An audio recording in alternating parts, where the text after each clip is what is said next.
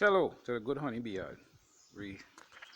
I'm sitting here in the Good Honey Bee Yard workshop looking at the carambola tree there. You all may know it as the star fruit. We also call it the five finger. And I'm also looking at the weather pattern. Keeping check of this thing, is a whole job by itself. Alright, so here's the thing. Today is Friday, March. No boy. I'm going back. Friday, May 1st, 2020. And it's 2 p.m. now. And the weather temperature today is 29 degrees Celsius with a humidity of 69%. And the UV index, according to the people at the office who look at these things, they're saying is extreme. I don't know how that is so, and look at how the skies are looking. Anyhow, that's what I say. The wind speed today is what? 28 miles per hour. And the rainfall, we have, usually they would say, well, April showers bring May flowers. Well, I don't know if we're going to experience much of that this year, but we have a lot of flowers going on, and we didn't get much rain in April, but we got a little rain 2 days ago. We got a little rain again today. So we're looking forward to May flowers.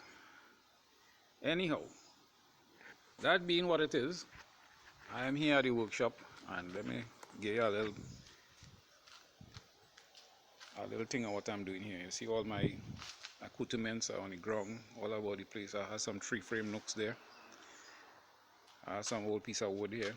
But what I'm doing actually, I want to work this experiment and see how it's doing for this year. This is an old piece of plyboard 5/8 stick, and kind of halfway rotten, but I took out the better part of it and I was able to make a bottom board. Although the bottom board, it have some rust spots standing there, but those rust spots will get fixed up with the bees. I'm going to wax it so that the bees will get something more nicer to occupy. So this here is my roughly made brood box, and as you can see, it fitting down very nice. We have a nice space for the bees to go in and out, and I have the side here is cut at a 30 degree angle, so I could easily hold it like that rather than it just being straight. And let's look at the other part of it. Oh, the frame. You see, I put some metal on the inside here, although it's looking all rusty and thing. I had this thing here for quite a number of years, hanging around the place in the rain and everything, and just wasting away. So, with what is happening in the world today, you need to cut and contrive. And you see how the frame is running through here really smooth and nice, so that's not a problem at all. Right? I even had us to put some glue to cover up all those rot spots in the wood. I block up a hole there. Right? I use some wood glue and I block that hole. And here we have this is the super. So it's a complete box. And as you notice, we have here a lot of pieces that we put together to make up the height. However, I will need to shave it down a little bit because I don't like having so much bee space there, because what I find is they would make a broke home on the top of the frames or stick it up with too much propolis. So I'm going to make that space here a little bit less. I'll take it to the other shop and put it on the table saw and cut off a little piece. Right, so moving right along, I was able to get another piece of plyboard and I made a inner cover. And the way I do my boxes is I always use inner cover in it, and I put a hole, three-quarter inch diameter hole there, and I will put 3 containers on top here, one with liquid feed, one with solid feed, and if I using any kind of other feed, I'll put it there. I'll put feed, different times and in different ways. Look at some of the other videos and you'll be able to see what I did there. Okay, so the bees will be able to come through this hole and access whatever food I put there for them. So you see what I'm talking about is when you have this cover on top here like that, you see that bee space there? That bee space is too much. The bees will usually want to put brocomb there, and it's a task to keep taking all this brocomb all the time. So give them the bee space right through and you have no problem. Well, I do have no problem. And some years ago, when you're eager and you now start, you look to get a lot of the nice equipment. And this top cover here must be about 40 years old or close to it. So what I was able to do was I was able to revive it by putting back the piece of plyboard on the inside and put on the edge around, so bring it back to its telescopic ability. Yeah, man. So that is finished, and I was able to use now the metal sheet that I get here from the printer, the newspaper print. They use that, and when they discard it, you could go and get it for free. And I use it, and this is what I was able to make. An exact copy of the original top cover.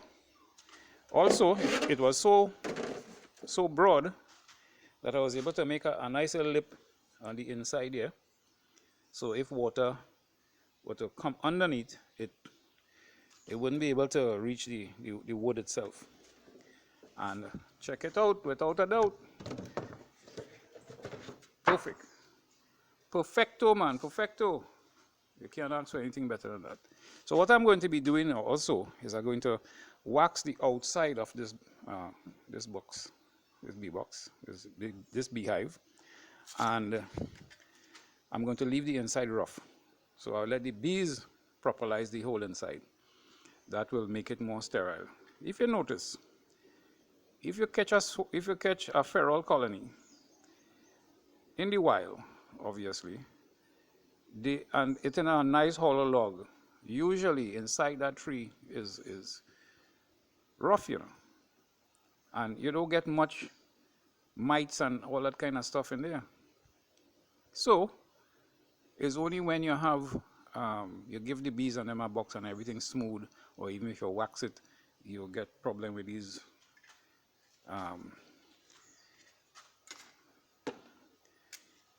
all these mites and these viruses and all these varroa destructor, So these are some of the things that I do. And also, here we have, I also use that metal sheet to make my entrance reducer. And I just take a piece, is about 2 inches wide, and I could decide, well, how much entrance I want to leave open and cut it to suit. And I will just stick this in like that. And there you go, I have my entrance reducer. Easy like that, man, easy like that. So I could always take another piece and cut it smaller and reduce the entrance here if I want. Right? Again, a little problem with the light there. I hope all you see that. Let me turn it around a little bit.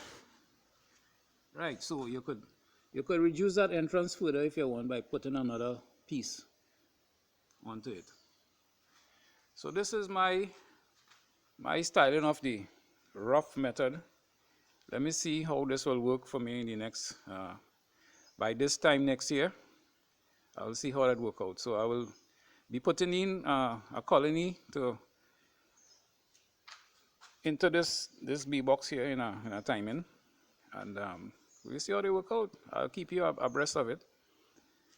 You see, I was even able to get all this nice edge here, perfect. So water can't penetrate there at all.